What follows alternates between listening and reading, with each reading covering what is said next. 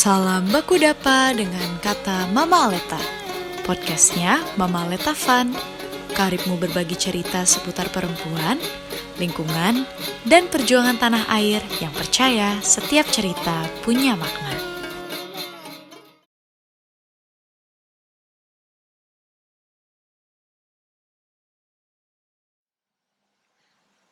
Halo teman-teman semua, kembali lagi di podcast Kata Mama Aleta. Nah, kebetulan hari ini saya, Abil, sedang bersama dengan Mbak Bivitri Susanti atau yang saya akrab panggil Mbak Bibip. Mbak Bibip adalah dosen di Sekolah Tinggi Hukum Indonesia Jentera. Apa kabar Mbak Bib? Baik, makasih. Ya, terima kasih ya sudah menyempatkan waktunya untuk bertemu dengan sahabat Mama Aleta hari ini. Dengan senang hati. Jadi teman-teman dan Mbak Bib, hari ini kita akan ngobrolin soal kenapa sih semua orang harus jadi pembela HAM. Nah sebelumnya tuh kita udah bahas di 2 podcast sebelumnya soal apa sih itu sebenarnya pembela HAM dan mengapa perempuan pembela atau pejuang lingkungan itu juga masuk dalam kategori pembela HAM. Kemudian kita juga udah sempat ngobrolin di podcast yang kedua dengan Kak Eta soal tantangan menjadi perempuan pembela lingkungan, karena pasti itu jauh lebih berlapis ya ketimbang misalnya pembela HAM pada umumnya. Nah mungkin bisa kita langsung jump in aja kali ya Mbak ya. Boleh. Sebenarnya bagaimana sih Mbak situasi negara hari ini dalam hubungannya dengan perlindungan HAM? Nah khususnya perlindungan terutama ya terhadap perempuan pembela lingkungan. Gitu. Ya. Perempuan pembela lingkungan itu lapisan tantangannya itu ada 3 dan masing-masing kalau berbicara negara tuh sebenarnya apa sih yang mereka lakukan terhadap perempuan pembela lingkungan? Jadinya kita harus lihat di 3 level ini. Yang pertama buat pembela HAM sendiri itu kan sebenarnya negara belum banyak melakukan apapun. Oke, Komnas HAM sudah menetapkan soal pembela HAM begitu ya. Tapi Komnas HAM itu kan dia lembaga independen yang juga pasti butuh dukungan politik. Yeah. Jadi misalnya kalau di satu sisi kita bisa lihat Komnas HAM-nya lumayan progresif, yang sekarang paling tidak kita nggak bisa samakan ya di antara semua periode. Tapi kan kita juga melihat situasi di mana pembela HAM seperti Cak Munir sampai sekarang kan kasusnya masih terbengkalai. Haris Fathia kurang apa pembela HAM-nya? Kita sudah lihat betul kinerja konkret mereka, tapi toh dikriminalkan. Jadi di bagian itu saja sebenarnya negara belum banyak melakukan upaya-upaya yang sebenarnya dibutuhkan. Padahal justru pembela HAM itu hidupnya sehari-hari itu sangat rentan karena dia harus bersuara keras, dia harus memperjuangkan orang-orang langsung di lapangan, tidak hanya di ruang-ruang diskusi, tapi benar-benar langsung terjun ke lapangan. Terus yang kedua, perempuan. Perempuan juga, menurut saya, negara juga belum berbuat banyak. Kita masih punya soal-soal kekerasan seksual, baik berbasis digital maupun bahkan yang masih sifatnya fisik dan lain sebagainya. Kita punya undang-undang TPKS, tapi belum dilaksanakan sepenuhnya. Karena katanya peraturan-peraturan pelaksananya belum jadi. Tapi kan kita harus paham bahwa perempuan pembela HAM kemudian juga rentan untuk ditekan menggunakan seksualitasnya. Ya mungkin dia dilecehkan secara verbal, mungkin dia misalnya menggunakan internet begitu ya, doxing. Saya sendiri kan pernah dibilangnya open BO begitu ya, bisa dipesan ketika Instagram saya diretas, misalnya gitu. Itu saja sudah menandakan soal rentannya posisi perempuan karena seksualitasnya itu kemudian dipergunakan untuk dieksploitasi oleh orang-orang yang ingin membungkam perempuan pembela HAM untuk berbicara. Kemudian yang ketiga, pejuang lingkungan. Ini juga luar biasa pelik. Kalau tadi kan pertanyaan Abil, negara ini udah melakukan apa sih? Belum banyak juga. Karena yang terjadi sekarang menurut saya, negara itu justru memberikan kemudahan-kemudahan dalam konteks kebijakan ya, paling tidak. Tapi di lapangan juga. Untuk investor yang sebenarnya merusak lingkungan. Jadi misalnya ada konflik tanah, kita kan paling banyak ini konflik agraria sebenarnya. Pelanggaran HAM itu banyak sekali di konflik agraria. Kalau kemudian ada perlawanan dari warga secara umum, yang dibela pastinya yang punya dokumentasi hukum. Saya orang hukum, Abil juga lagi belajar hukum, jadi kita kan sedih ya sebagai orang hukum karena hukum itu dilihatnya semata-mata sebagai dokumentasi hukum, administrasi. Jadi kalau warga mau melawan perampasan tanah misalnya atau perusakan lingkungan, yang dilihat mana nih yang punya dokumentasi hukum? Jelas saja yang punya dokumentasi hukum adalah perusahaan-perusahaan, korporasi yang punya sertifikat bukan masyarakat adat, tapi korporasi gitu. Dan banyak cerita lainnya yang kita bisa eksplorasi. Tapi intinya adalah bahkan di level yang ketiga itu, di bagian ketiga soal lingkungan, itu juga negara masih sangat berpihak pada orang-orang yang merusak lingkungan ketimbang orang-orang yang membela kelestarian lingkungan. Jadi menurut saya sih negara ini masih abai terhadap perempuan pembela HAM, terutama di bidang lingkungan ini. Begitu banyak yang harus dihadapi, kebijakannya nggak dibuatkan sesuatu yang bisa khusus memberikan ruang untuk mereka untuk berjuang, bahkan untuk melindungi hak asasi mereka. Ya. Aku tuh jadi keinget ini sih Mbak, sama satu materi kita di kuliah soal hukum adalah HAM. Nah, dari tadi cerita Mbak Bib, ngomongin soal bagaimana situasi pejuang HAM, perempuan, kemudian pembela lingkungan, itu lapis-lapis opresinya sangat banyak gitu kan ya Mbak.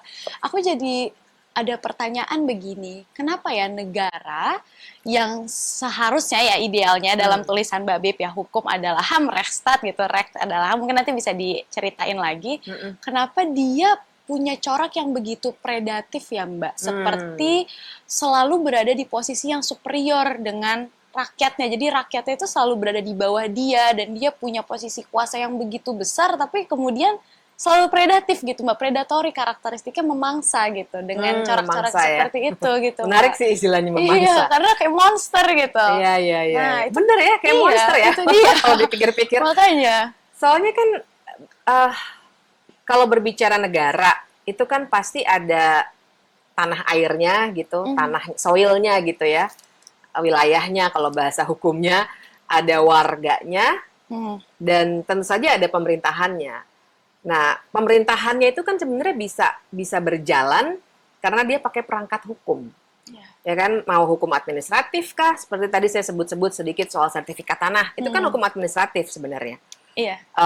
Kemudian SK-SK segala macam izin usaha pertambangan itu kan administratif. Tapi di sisi lainnya selain administrasi, hukum administrasi juga kan hukum pidana yang sifatnya koersif, memaksa. Orang kalau nggak nurut pada negara, dia bisa diopresi atas nama hukum, maksudnya dipenjara. Itu kan sebenarnya kan melanggar HAM, tapi boleh dalam tanda kutip atas nama hukum. Dan di masih bagian hukum pidana, jangan lupa ada yang namanya penegak hukum, polisi, yang juga kekuatannya sangat memaksa, koersif, dan dia seakan-akan punya otoritas. Dengan kita tuh kan, saya sering kalau di kelas kan saya sering kasih contohnya, kalau ada yang punya teman atau saudara, ketika dia pakai seragam sama ketika dia tidak pakai seragam, kita pasti punya citra yang berbeda di kepala kita. Ketika orang sudah pakai seragam, makanya saya kira banyak sekali yang bahkan nggak perlu seragam di kementerian-kementerian pakai seragam gitu ya. Di Kementerian Agraria aja pakai seragam tuh, karena menterinya adalah mantan Panglima TNI. Jadi karena seragam, terus kita menganggap mereka yang berseragam itu punya otoritas di atas kita gitu. Nah, jadinya tentu saja pemerintah dengan kekuatan itu menggunakan hukum untuk mengelola negara, terutama warganya. Dia jadi punya kekuasaan yang seakan-akan ya betul-betul lebih tinggi gitu ya, dan pasti semua orang akan senang kalau punya otoritas. Jadi dan otoritas itu mudah mereka gunakan, memaksa lagi, mau pakai pidana, mau pakai polisi, kadang-kadang pakai tentara untuk mengusir orang atau menggusur orang dari tanahnya, kan begitu ya. Jadi mereka akan dengan mudah menggunakan itu, tapi juga persoalan mendasarnya adalah kan pemerintah kita ini banyak sekali yang hidup dari menghisap tanah air, tadi kan saya bicara gitu ya, tanah air, warga, pemerintah. Pemerintah itu banyak sekali yang hidupnya, berkuasanya, memperkaya dirinya dengan mengambil apa yang ada di dalam tanah air kita. Itu yang namanya industri ekstraktif kan. Yes. Jadi kita seakan-akan nggak perlu pengembangan teknologi, nggak perlu inovatif. Kita keruk aja nikel, kita keruk aja batu bara, kita ubah aja sawah-sawah jadi hotel dan villa-villa. Itu jauh lebih mudah bagi orang yang punya kekuasaan itu untuk dapat uang ketimbang dia inovatif, memikirkan gimana cara terbang ke bulan atau ke Mars gitu. Gampangan ngambil nikel kan begitu ya. Jadi mereka dengan kekuasaannya itu, dengan cara mereka mengambil keuntungan, akhirnya dengan senang hati menggunakan hukum dan kekuasaan itu untuk melakukan hal-hal yang menguntungkan diri mereka sendiri. Makanya istilahnya tadi seperti monster, saya kira memang begitu akhirnya. Karena orang-orang yang mau membela si tanah air yang dikeruk itu kan dianggapnya mesti ditumpas begitu ya ibaratnya ya kalau dalam kacamata mereka nih. Ini tumpas saja. Gimana cara menumpasnya? Pakai power. Powernya apa? Hukum dan penegakan hukum terutama ya. Tentu saja banyak lainnya, tapi terutama itu hukum dan penegakan hukum. Kebijakannya dibikin begitu mencengkram. Saya baru baca lagi soal perkebunan sawit yang gara-gara Undang-Undang Cipta Kerja jadi diputihkan. Itu kan banyak yang nggak sadar tuh. Banyak juga orang yang mendukung Undang-Undang Cipta Kerja dan kita semua lelah gitu untuk bilang, guys, ini sebenarnya monster loh undang-undang ini. Kalian belum sadar aja. Dan kita yang saya sendiri kan tinggal di kota ya, saya sendiri bukan tinggal di desa dan juga bukan bagian dari masyarakat adat. Jadi saya bisa paham bahwa di kepala banyak orang, kelas menengah, kaum urban, itu ya Undang-Undang Cipta Kerja apa sih ruginya? Karena kita nggak merasakan itu. Nah, tapi ini sekarang mulai terasa, dan saya berharap itu di blow up terus begitu ya, bahwa realitanya memang undang-undang itu merusak betul seperti istilahnya Abel tadi monster gitu. Itu tuh bagaimana produk undang-undang, undang-undang minerba belum lagi ya. Terus kemudian aparat penegak hukum, produk undang-undang dibuatnya dengan apa? Dengan kekuasaan politik. Jadi DPR-nya dipakai juga.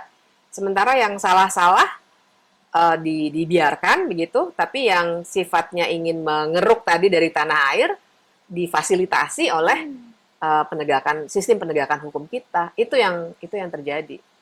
I see. Kalau tadi jadi kayak cherry picking gitu nggak sih Mbak, dan hukum akhirnya dipakai jadi instrumen, jadi alat. Nah ini masih ada hubungannya nggak Mbak sama waktu itu ada materi HTN soal Orba menggunakan hukum sebagai alat pembangunan atau developmentalism. Apakah ini keberlanjutan dari itu ataukah ada suatu yang baru lahir dari itu atau bagaimana? Karena mirip nih Mbak, kayak yang tadi Mbak ceritakan soal gimana hukum dipakai untuk memfasilitasi rezim ekstraktif hari ini gitu.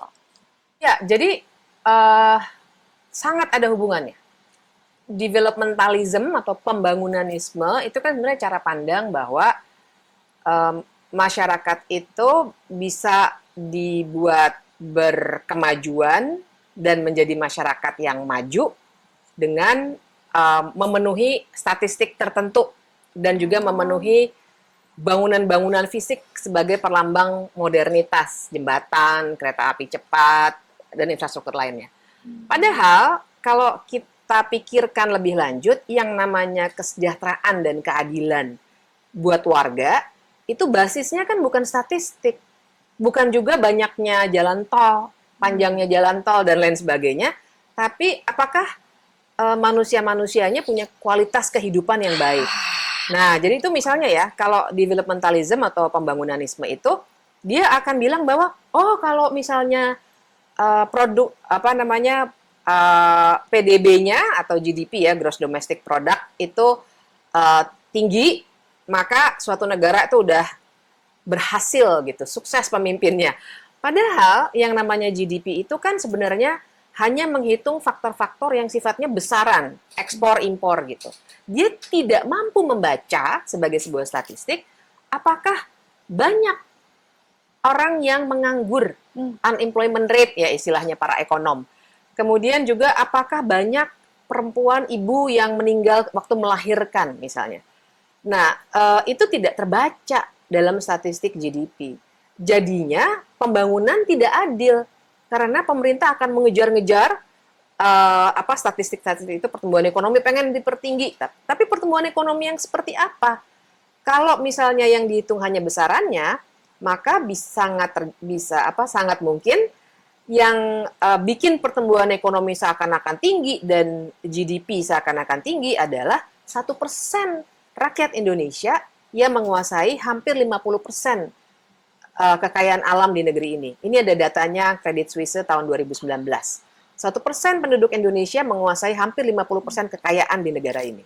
Dan kalau yang 1% aja, ini yang 99% hidup di mana? 99% berebutan untuk 50 sekian persen, setengahnya hanya kekayaan alam di Indonesia. Nah, yang 99% rakyat ini tak terhitung. Karena pertumbuhan ekonomi hanya melihat yang memang sudah kaya. Nah, jadi hukum dan pembangunan itu melihat hukum itu instrumen untuk mengejar kemajuan-kemajuan semu itu. Jadi dengan hukum yang dicari adalah misalnya, oke, kita bikin hukum, misalnya Undang-Undang Cipta Kerja, yang tujuannya adalah memperbesar investasi.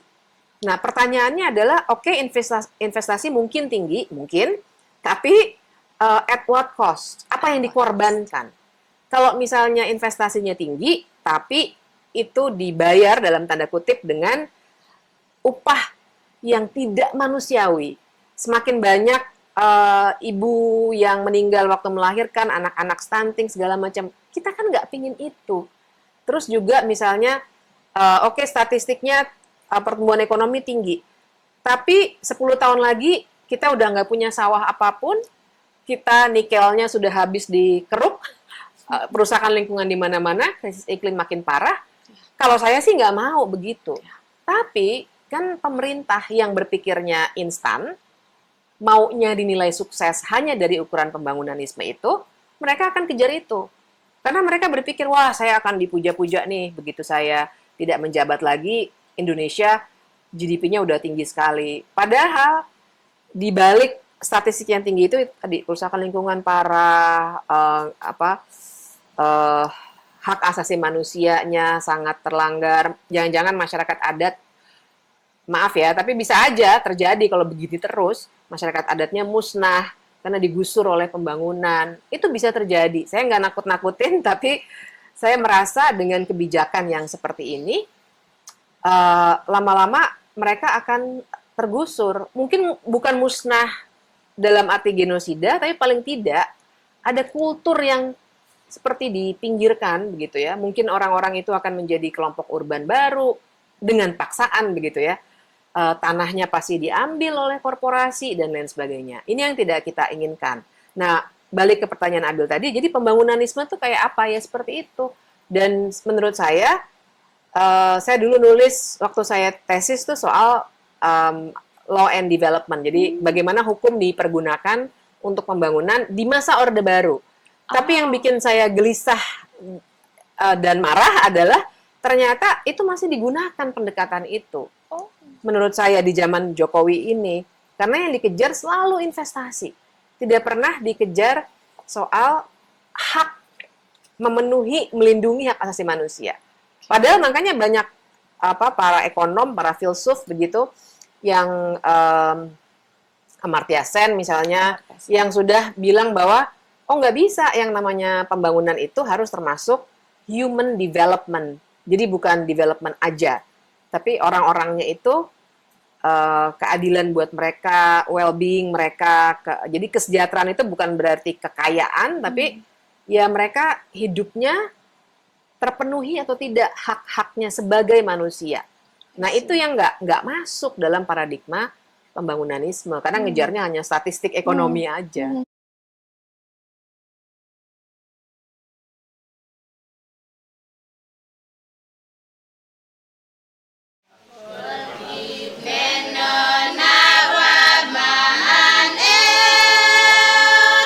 Semoga cerita tadi bernas kami undang kamu untuk mengusulkan topik podcast selanjutnya. Bye!